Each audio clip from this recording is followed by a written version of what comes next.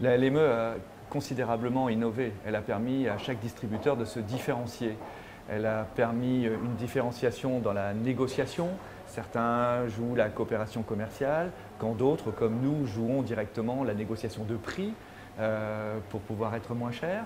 Et après, sur le front de vente, elle a complètement modifié aussi la capacité dans le rapport de force entre marque nationale et MDD, puisqu'elle a permis ce qui n'était pas autorisé sous la loi Galland, de vendre les grandes marques moins chères. L'année dernière, les centres Leclerc ont fait la moitié de leur croissance avec les marques nationales, quand d'autres distributeurs l'ont essentiellement fait avec des marques de distributeurs. Et cette différenciation, elle est positive parce qu'elle permet à chaque enseigne de s'exprimer plus fortement sur le créneau qu'elle a choisi et elle permet aux consommateurs d'avoir en face une vraie rivalité d'enseignes. Elle se met en place et d'ailleurs la dynamique de la consommation aujourd'hui, qui reste positive malgré cette espèce de marasme pesant sur la société française, la consommation est largement tirée par la confrontation des enseignes.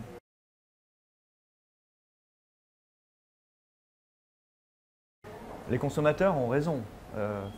Ils se sont fait avoir en 2009 et nous avec. C'est-à-dire qu'après une hausse qui nous a été imposée avec comme argument la hausse des matières premières, il n'y a pas eu après de baisse de tarifs. Et s'il est vrai que les prix ont été modérés, c'est parce que les distributeurs l'ont pris sur leurs marges. Aujourd'hui, les marges de Leclerc, de Système U, d'Intermarché ont baissé d'un tiers parce qu'il a fallu, à défaut d'avoir des baisses de tarifs, expliquer aux consommateurs comment on pouvait vendre moins cher. Alors cette année, on ne nous y reprendra pas. C'est-à-dire que nous avons négocié des hausses, on les a diminuées de moitié, mais nous avons négocié dans des formes telles que dès qu'il y aura un retournement du marché, nous exigerons des fabricants, d'une manière générale, la répercussion des baisses aussi vite qu'ils n'ont voulu imposer des hausses.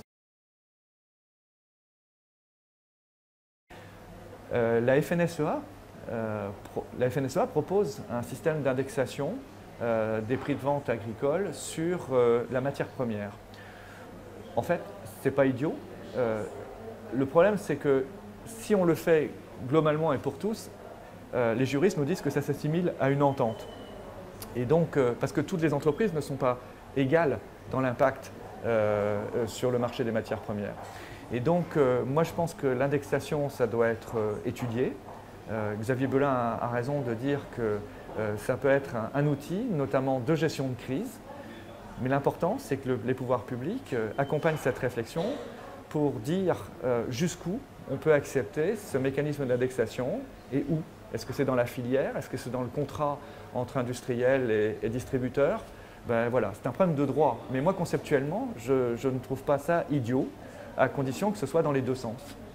D'ailleurs, on nous dit que ce n'est pas possible sous l'angle de la loi, mais après tout, le président de la FNSEA a raison de rappeler que le tarif du gaz se revendique de la corrélation avec le tarif du pétrole.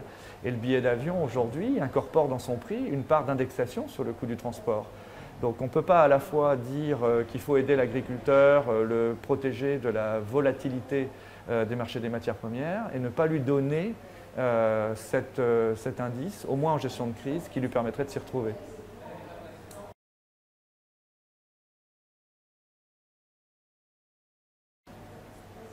La crise conforte les distributeurs qui ont une promesse d'enseigne forte. Il y a des gens qui vendent très cher, mais qui ne sont pas touchés par la crise parce qu'ils mettent en avant leur proximité, le plaisir. Par exemple, des groupes comme Monoprix ont superbement relooké leurs magasins. Ils sont 10 à 15% plus chers qu'un centre Leclerc, mais ils sont dans des zones où ils correspondent à cette attente du consommateur, notamment en zone urbaine, à fort pouvoir d'achat et autres.